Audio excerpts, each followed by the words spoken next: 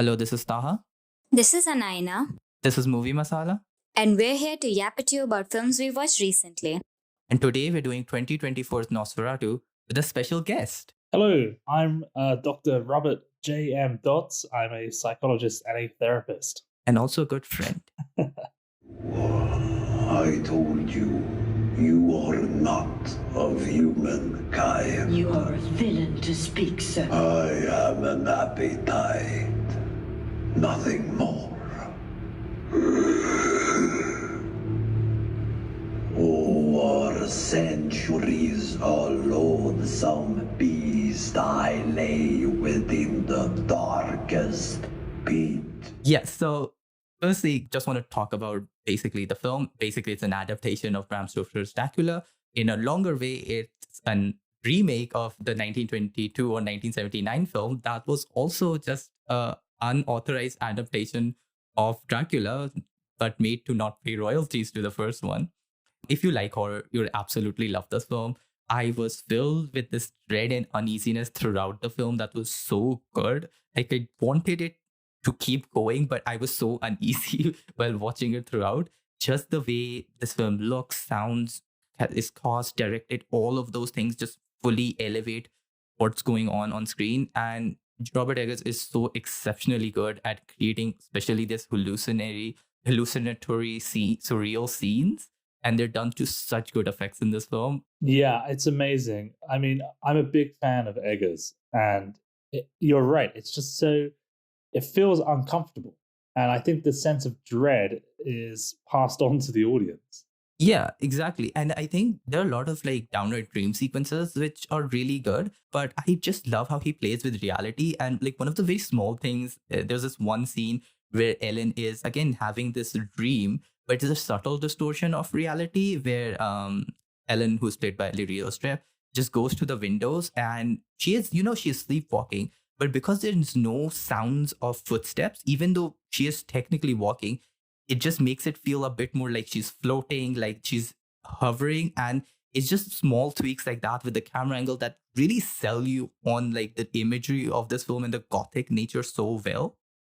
Yeah, I agree. It's amazing. It's a phenomenal movie. Yeah. And also just want to shout out the cast. I think Nicholas Hoult, like I said, Lily-Rose Depp, Aaron Taylor Johnson on the back of Craven, just really good in this film. There's also Willem Dafoe and Bill Skarsgård, who plays Count Orlok. I think, again, there's no wasted performance in this film as well. And I can sit here and honestly talk about that performance for ages. But I also want to shout out the sound design as well, because I think it really captures that gothic element so well. It's very well done. And again, like I mentioned, those small sound effects and how they're utilized also sell you so well on the overall effect that film has on you. And it just elevates the whole thing well. I also want to know, because I haven't watched the previous Dracula movies, I want to know, Rob, like, what do you think it compares to with the older adaptations? And like, where do you think it really succeeds as an adaptation?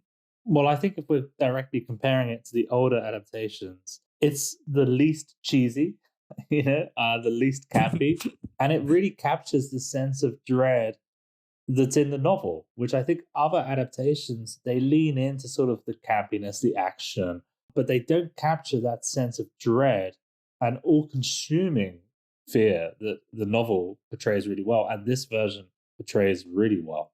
I think that's closer to the source material in that sense. I remember we also had a discussion on specifically Orlok's mustache, which is getting a lot of comments online. I personally think that the mustache doesn't work, but I feel you feel differently.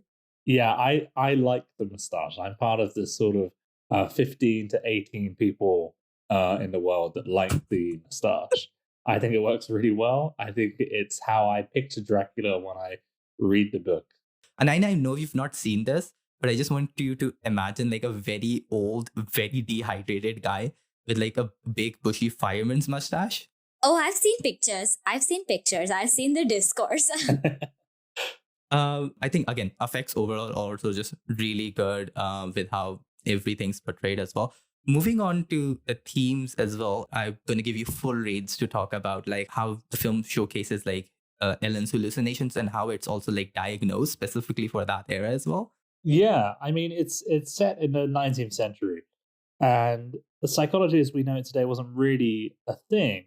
Ellen is diagnosed in the movie with hysteria, which was essentially a catch-all that doctors used to diagnose any woman exhibiting any mental health symptom. The belief at the time was that hysteria was caused by the womb moving around the body searching for more moisture, which of course we know is absolute nonsense now. But at the time, that was what people thought. It's actually a misdiagnosis because, sorry, my cat's just climbed onto my face. It's a misdiagnosis because she actually isn't mentally unwell at all. She's absolutely correct in her beliefs. She hasn't got any sort of delusions or anything. It's all true. She's actually completely mentally fine. She's got no mental health problems whatsoever. She's also at one point diagnosed as having too much blood, which was a common belief again at the time, the bloodletting, and it's just not true. With that, I think it also like plays into the themes. Like I was trying to decode, like there are a lot of things you can draw from Dracula, as a lot of people have, right? There's this theme of innocence and sin. Like in the end, I mean, spoilers for a book that's been out for over 100 years now. But she dies at the end, sacrificing herself in order to stop Count Orlok. But again, there is that sense of like, again, sin and innocence there. But I also think like there's a lot of like parallels with disease as well, because again, this like disease is more even in the text of this film as well. But I think there's also like interpretations of like HIV AIDS you can take based on like how transmission and sin and all of these things that it talks about as well. But I do think like, again, it really does give the source material new breath of life basically, and like does elevate a lot of these specific themes in it as well. Yeah, I think one of the themes that Eggers seems to be trying to get across, and it's certainly one of the themes of the novel as well, is that people just don't listen to women enough. And I mean, we're doing that now on this podcast. Yeah, I will say I have not watched the movie, not because of any other reason other than I cannot watch thrillers. And also, this is going to be a controversial opinion in this room, but I started Bram Stoker's Dracula and stopped it like 20 pages in because I could not stand it. So I think my silence is great here, is perfectly Okay, well, that's good. Can I ask what made you not want to continue Dracula? I'm just an absolute hater of classics in any way and form. I may be like one classic, and that's Wuthering Heights, and I stand firmly in my opinion. Well, it's not an opinion I share. To add context, Anaina is a comparative literature student. Yeah, I think it's a phenomenal novel, and the movie's great. There's so much going on, and there's so many themes. I mean, one of the biggest themes in the movie is loss and grief. I mean, certainly Thomas at the end of the movie has lost everything. Mm-hmm. He's lost his best friend, his best friend's children, his best friend's wife. He's lost his job, his boss, his wife. He's been through a lot in that movie. Yeah, I think in some ways, it's also about a lot of perseverance and hope as well in the film. Because yes, like it is also that same perseverance and love that allows Thomas to like keep going and try to rescue Ellen. And like it is what actively helps, like even in some sense, like get him out of Orlok's clutches. And I think that's also something that's still laid out even within the gothic nature, even within like how dark the film is, you still have that underlying thing of like hope and perseverance, which allows him to continue. But also, again, if you said, yes, Thomas also not, but I feel like, again, in some ways, it's Ellen who loses the most, right? Even at the end, her life. And I feel like that there's some element of that as well, of like how she is the most tragic figure in this narrative. Oh, she absolutely is, because she doesn't really have a childhood and young adulthood because of Orlok. And again, she's very young when she passes. Again, because of Orlok, she's a very tragic figure in the movie and in the story, because it's just, she has no sort of moments of happiness except, in her words, when she's with Thomas, and that's only a very brief time. They meet and they get married, and then she passes very quickly. But, she's not left at the end of the movie, sadly. And Thomas, unfortunately, is left, and he's left to deal with all of this grief and trauma. And Thomas might live another sort of 60 years carrying all of this.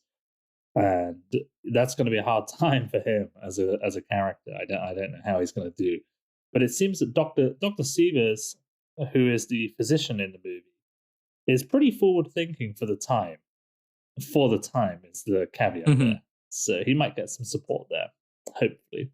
Also, like, I just really love the theme of like, oh, we don't have prisons. We are a modern hospital. And it's just really funny that coming from a 19th century hospital, which is just like, yes, let me put a ether and like make the patient unconscious again. Yeah, I mean, for the time, he would have been considered an enlightened man for his beliefs. He was very, very forward thinking, not locking up people. I mean, they still had the cells, but they didn't use them. And he was using ether. But you have to remember at the time, that was the forefront of the most enlightened thinking, which is hard to imagine now. Yeah. Okay, yeah. I mean, is there anything else that you feel like really stood out to you in the films, even like specifically from that perspective of like mental health or like psychology perspective as well? Well, Professor Von Franz, what a performance by Willem Dafoe. I will never not come to a movie for Willem Dafoe. Like, I'm always there just for Willem Dafoe, Yes. honestly. I'm going to jump in on the Willem Dafoe point and say he plays the mad professor, I think, in Mad Professor in Poor Things as well. Yes. And I think I can definitely like I have a visual idea of what the role looks like. And yeah, I think I would definitely go watch him if it were solely up to him. Yeah. I think it's just Willem Dafoe always makes the most creative and out there career choices of like, what's the most weirdest character I can really play? And I will do that and I will fully commit to it. And I think that's what makes him such like always interesting, even though like he might not be necessarily the best actor, quotes unquote. He's definitely a one who always makes interesting career choices and you respect him for that. Well, Von Franz was a character who's not in the novels. I mean, he's loosely based on Van Helsing, but not really. And he's not in the original movie either. He's a complete creation of Robert Eggers. So I didn't know what to expect going in. But just based on the fact that it was Willem Dafoe, I had a feeling he was going to be my favorite character in the movie. And he was. And you're right to compare him to his Poor Things character. Although in this movie, although everyone thinks he's mad, he actually isn't mad. I mean, it shows his colleagues sort of have ousted him from his position as a professor in Switzerland and exiled him to Germany for his occultist beliefs. And then they mention that they're trying to prove he's mad, but he's actually vindicated in the movie. And we find out he's not mad at all. He's right. His beliefs are correct. And this theme happens again with Ellen. She's diagnosed with hysteria, which nowadays should probably be diagnosed with delusional disorder. She's not mentally ill, she's right. The same with Von Franz. They believe he's gone mad, but again, he's right. Knock, they think he's gone mad, but he's possessed by Orlok. This theme happens a lot where people think, oh, this character's gone crazy, gone mad, but they're actually correct. And obviously that wouldn't happen in real life because there's no such thing as vampires and curses and demonic possession. But that's an interesting theme throughout the movie. Yeah. I think, again, it feeds into that reading of like innocence, guilt, as well as like this idea of like disease. Again, like there's like a lot of queer readings you can pick up out of the film that also like add weight to that same argument as well. And again, that's just a good adaptation as well, which like fully fleshes out multiple themes and you can take apart and like build certain arguments from multiple places. Yeah, I mean, the movie is, well, how long is it? Is it 2 hours long? Yes, 2 hours 12. 2 hours, yeah. Okay, I could spend 8 hours talking about it. And that's a sign of a good movie. Yeah. Well, with that, unless anyone has more thoughts, I feel like that's the best place to end it. I think so. Otherwise, we won't ever end it. Well, it was amazing having you, Rob. Please do come again. Oh, very much. Thank you, everyone, for listening. This podcast is produced solely by us, musical assets from Pixabay. See you again next time. Thank you very much for having me. Bye-bye. Bye.